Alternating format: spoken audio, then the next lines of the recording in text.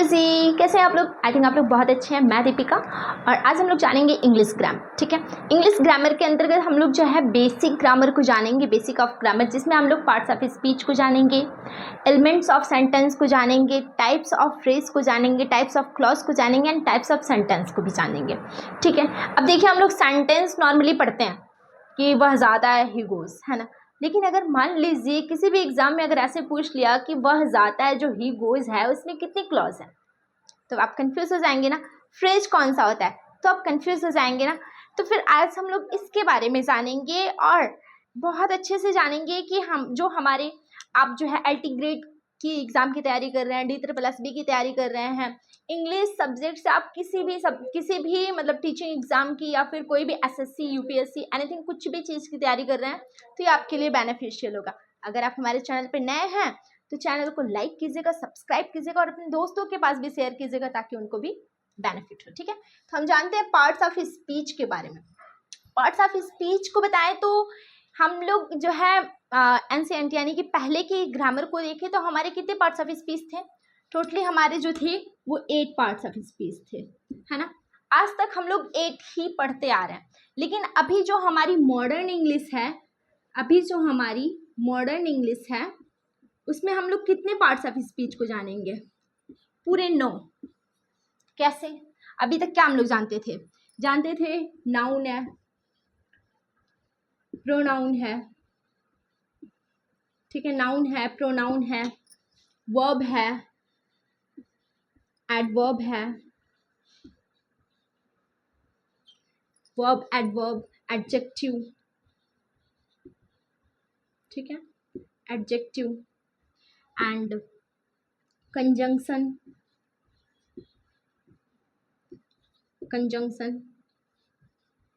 Preposition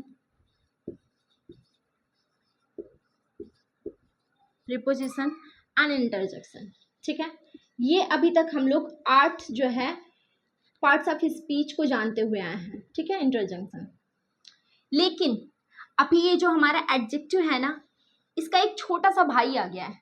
भाई कहने का सेंस ये है कि डिटरमिनर। ठीक है, इसका जो छोटा सा भाई है वो है डिटरमिनर, यानी कि हम एडजेक्टिव के साथ साथ अब हम डिटरमिनर को भी पढ़ेंगे, जबकि ये एडजेक्टिव का ही पार्ट है, ये एडजेक्टिव से अलग नहीं है, इसीलिए हम बोल रहे हैं छोटा सा भाई है ना। तो ये इसके साथ ही है। अब हमें क्या करना है, इन सबको अलग अलग करके पढ़ना है, जिससे क्या होगा कि हमारे माइंड में कोई कंफ्यूजन नहीं क्रिएट होगा कि मान लीजिए अगर एडजेक्टिव हम पढ़ रहे हैं, सपोज दैट डिटरमिनर को भी साथ में ही पढ़ लिया, फिर उसके बाद अगर डिटरमिनर से कुछ और क्वेश्चन आ गया तो फिर हम कंफ्यूज। इसलिए हम सब चीज को प्रॉपर तरीके से अलग अलग जानेंगे। ठीक है, अभी हम लोग बेसिक जानेंगे कि हमारा जो है नाउन क्या है, प्रोनाउन क्या है, verb, adverb, adjective, determiner, conjunction, preposition and interjection, ये सब हमारा है क्या। ठीक है, अभी हम इसके बारे में बिल्कुल अच्छे से डिटेल्स में जानते हैं। और हमने क्या क्या बताया था कि हमने जो है बेसिक ऑफ इंग्लिश के अंतर्गत क्या क्या पढ़ेंगे। ठीक है, बेसिक ऑफ इंग्लिश में, बेसिक ऑफ ग्रामर में हम लोग पढ़ेंगे क्या क्या। हम लोग जानेंगे सबसे पहले पार्ट्स ऑफ स्पीच, जिसको हम आज जानेंगे, बिल्कुल बेसिक तरीके से जानेंगे और इसके बारे में डिटेल्स में भी बहुत अच्छे से जानेंगे। क्या जानेंगे, पार्ट्स ऑफ स्पीच को। ठीक है, जो हमारे कितने हैं, 9 है। दूसरा हम लोग जानेंगे एलिमेंट्स ऑफ सेंटेंस। ठीक है, हम लोग सेंटेंस तो बना लेते हैं, एलिमेंट्स ऑफ सेंटेंस तो हम लोग बना लेते हैं कि जो है टेंस के अकॉर्डिंग, हमारा पास्ट है तो पास्ट में, प्रेजेंट है तो प्रेजेंट में, फ्यूचर है तो फ्यूचर में। लेकिन सेंटेंस के एलिमेंट्स कौन कौन से होते हैं इसके बारे में जानेंगे। टाइप्स ऑफ क्लॉज के बारे में जानेंगे कि हमारा जो सेंटेंस है ना वो 2 पार्ट में बटा होता है। एक तो पहले तो हम जानते हैं कि सेंटेंस के दूसरे भी पार्ट्स होते हैं जो हम लोग पढ़ते हैं, अफर्मेटिव, फलाना ढिमका, जो ये सब। ठीक है, लेकिन और भी हैं जो सेंटेंस के 2 पार्ट जो सबसे ज़्यादा इंपॉर्टेंट है, जो हमारे कॉम्पिटिटिव एग्जाम के लिए, जिसमें हमारा क्लॉज माना जाता है, और एक है टाइप्स ऑफ फ्रेज। ठीक है, ये भी हमारा सेंटेंस का पार्ट है। और 5वां सबसे इंपॉर्टेंट, टाइप्स ऑफ सेंटेंस। ठीक है, ये सब हम लोग जो है बहुत अच्छे से जानेंगे। और इसमें से आज हमारा है पार्ट्स ऑफ स्पीच का। तो आज हम पार्ट्स ऑफ स्पीच के बारे में बेसिक नॉलेज जानेंगे। ठीक, ये 5 हम लोग पढ़ेंगे। तो चलिए हम पार्ट्स ऑफ स्पीच से स्टार्ट करते हैं।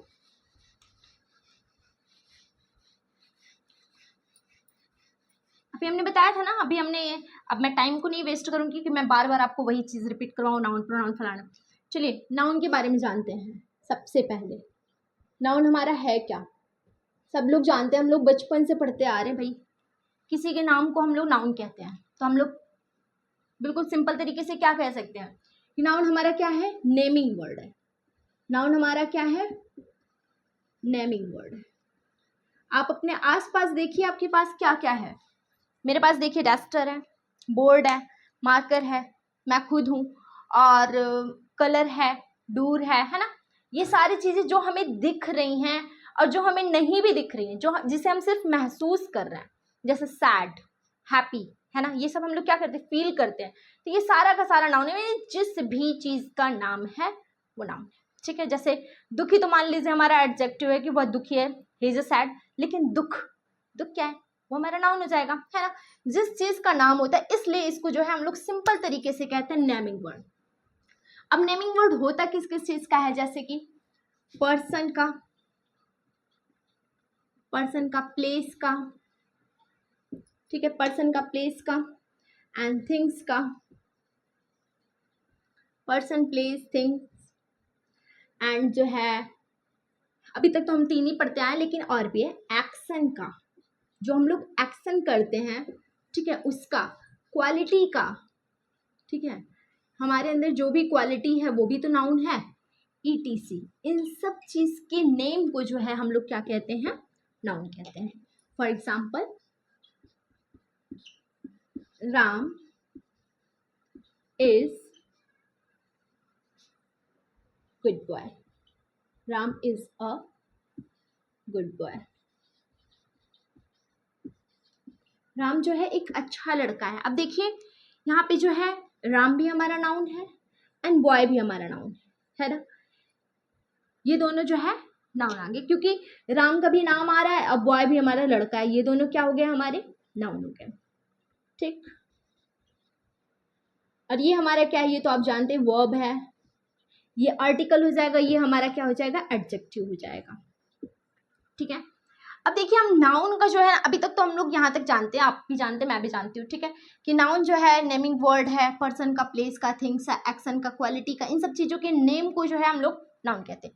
लेकिन अभी बताइए हमारे सेंटेंस में, किसी भी सेंटेंस में या फिर हमारे ग्रामर में नाउन का यूजेस क्या है, इनका यूजेस क्या क्या है, इनको हम कहाँ कहाँ पे यूज करते हैं, ठीक है, यूजेस क्या है इसका।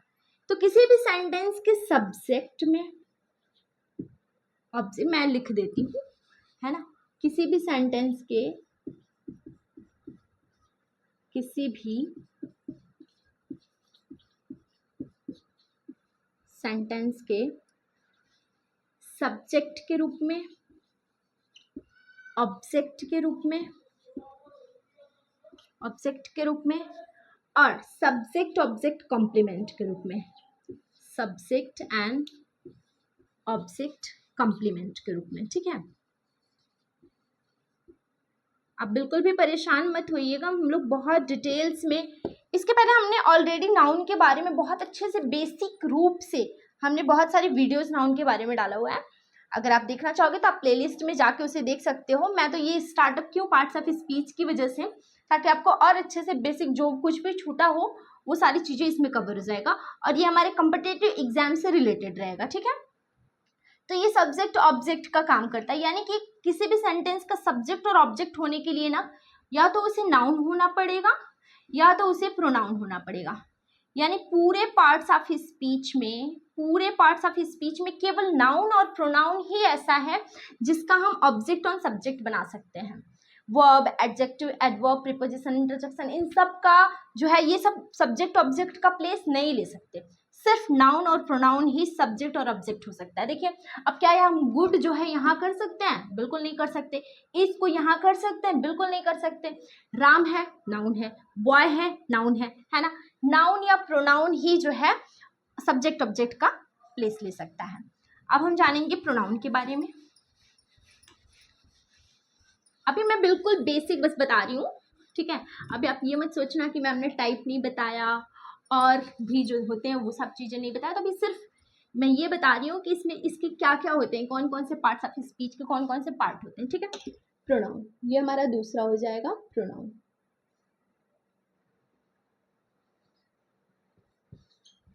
प्रोनाउन क्या होता है?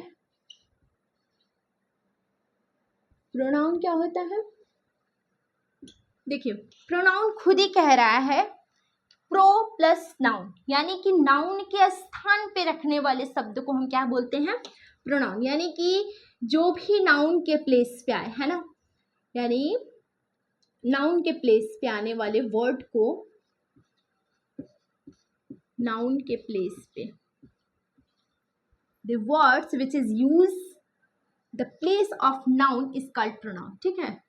जो है नाउन के प्लेस पे आने वाले वर्ड को, प्लेस पर आने वाले वर्ड को क्या बोलते हैं?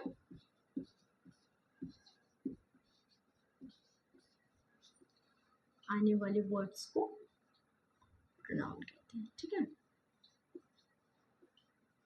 प्रोनाउन कहते हैं। अब प्रोनाउन क्या होता है? जैसे कि ही, सी, इट, है ना, ही, सी, इट, दे, यू, ये सब क्या है? ये सब नाउन के स्थान पे यूज हो रहा है। ही को हम राम कह सकते, सी को हम सीता कह सकते, इट को कोई शब्द वस्तु का नाम कह सकते, दे मतलब वे लोग हैं, तो बहुत सारे लोग हैं उनको इंक्लूड करके हम दे बना देते। यू मतलब तुम, यानी कि जो भी आपका नाम हो, या तो मैं, है ना, आई मैं, दीपिका, है ना, वी, इट इज, सी, ये सारे क्या हैं? हमारे pronounce.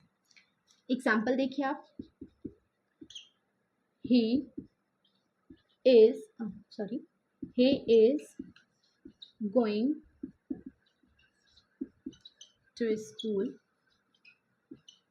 he is going to school on Monday,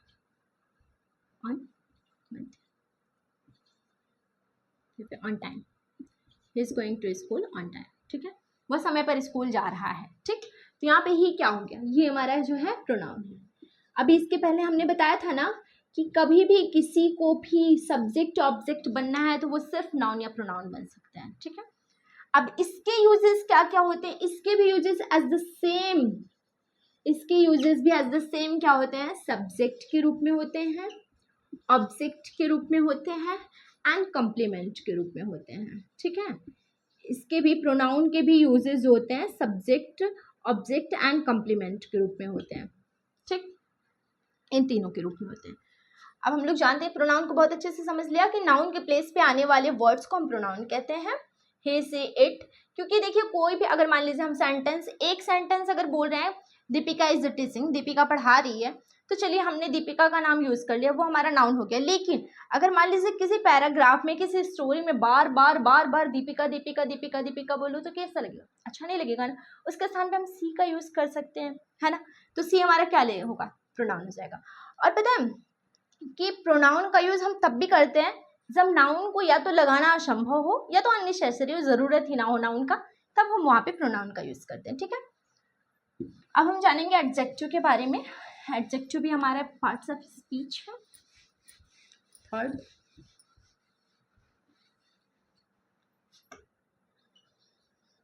adjective. Adjective होता क्या है? एडजेक्टिव देखिए, एडजेक्टिव जो होता है ना, वो क्वालिटी बताता है, वो विशेषता को बताता है। क्या बताता है? विशेषता, किसी भी, किसका किसका विशेषता बताता है। ये जानना बहुत ज़्यादा ज़रूरी है कि ये हमारा किसकी क्वालिटी को बताता है ना, किसके एडवांटेज को बताता है। तो ये बताता है नाउन के एडवांटेज को, एंड नाउन से रिलेटेड जो भी नाउन के इक्विवेलेंट होते हैं, नाउन इक्विवेलेंट यानी कि नाउन के बिल्कुल, नाउन के समान जिसको मानते हैं, है ना, नाउन इक्विवेलेंट।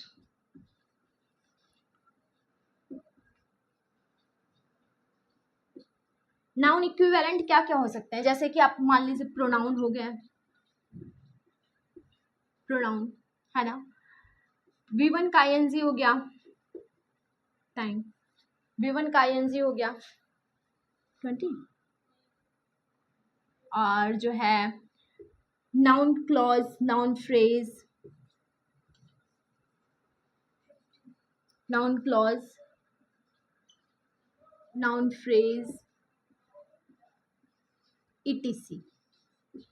इन सब को जो मॉडिफाई करता है, इन सब को जो मॉडिफाई करता है, मॉडिफाई करने का मतलब है इन सब के बारे में एक्स्ट्रा इंफॉर्मेशन बताता है, एक्स्ट्रा इंफॉर्मेशन देता है ना। मॉडिफाई का मतलब क्या होता है? Extra information. कि एडजेक्टिव जो है ना वो नाउन, प्रोनाउन एंड ये जो है V1 ING इसको क्या बोलते हैं? जिरंड बोलते हैं। ये भी नाउन का ही रूप है, इसको भी नाउन बनाने के लिए इसको जिरंड बनाया जाता है, ठीक है। तो एक्स्ट्रा इंफॉर्मेशन,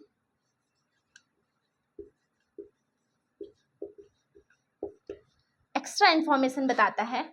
जैसे एग्जांपल आप देखिए,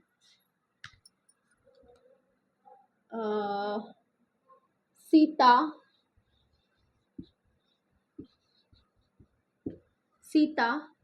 is very beautiful girl.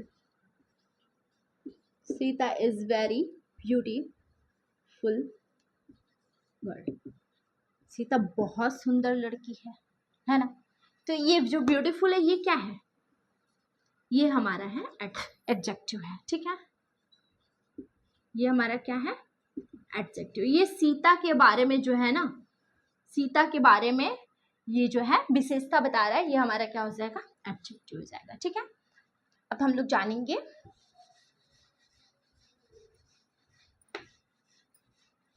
Adverb के बारे में। देखिए ये चौथा आ जाएगा डिटरमिनर, जो भी अभी मैंने बताया था कि एडजेक्टिव के भाई साहब हैं,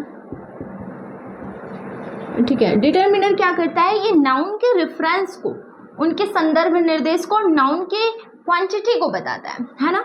ये क्या करते हैं कि नाउन के रेफरेंस को, नाउन के रेफरेंस एंड क्वांटिटी, मात्रा, है ना, नाउन के रेफरेंस एंड क्वांटिटी को बताता है। ये जो होता है हमारा डिटरमिनर कहलाता है।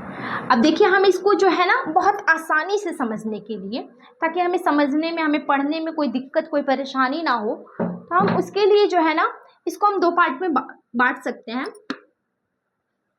जैसे कि क्या? जैसे पहले तो एग्जाम्पल आप देख लीजिए, फिर दो पार्ट में बांटते हैं इसको।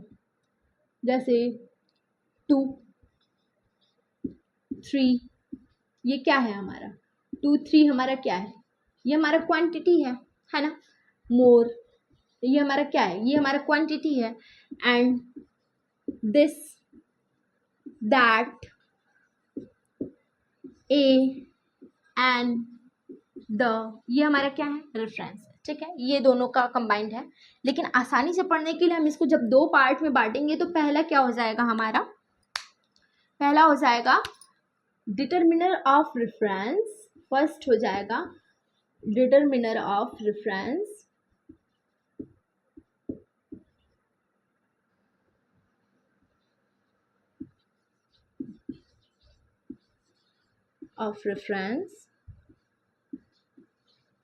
एंड दूसरा हमारा हो जाएगा, पहला देख लो, डिटरमिनर ऑफ रेफरेंस। जैसे कि जिसमें हम लोग जानते हैं जो किसी के रेफरेंस को, किसी के संदर्भ निर्देश को, है ना, जो कहते नहीं कि ये इसका रेफरेंस है ना। जैसे अभी मैंने बताया था ना, ये क्या है? दिस, दैट, दीज, दोज, है ना, ए एंड, ये हमारा आर्टिकल भी इसी के अंतर्गत आ जाएगा, द, etc. ये हमारे डिटरमिनर ऑफ रेफरेंस के रूप में आ जाएगा। Example, this is a book. ये बुक को रेफरेंस कर रहा है। दिस क्या कर रहा है? बुक को रेफरेंस कर रहा है कि यह है, यह एक किताब है। ये बुक को जो है, दिस जो है रेफरेंस कर रहा है, ठीक है। और दूसरा जो मैंने बताया था, determiner of quantity, determiner of quantity, अब ये जो है मात्रा को बताता है, जैसे कि मोर, few, more few, little, more few, little, 2, 3, etc. ठीक है। Example, there are 2 boys, there are 2 boys in the room. कमरे में कितने लड़के हैं? 2 लड़के हैं। क्या बता रहा है? क्वांटिटी बता रहा है, मात्रा बता रहा है ना। तो ये हमारा जो था ये एडजेक्टिव का एक पार्ट है, डिटरमिनर। ठीक है।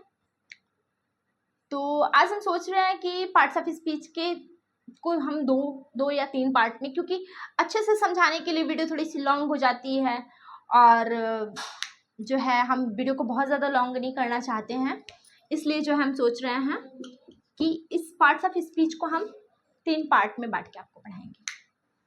सो ये हमारा पहला पार्ट था। ठीक है, थैंक यू।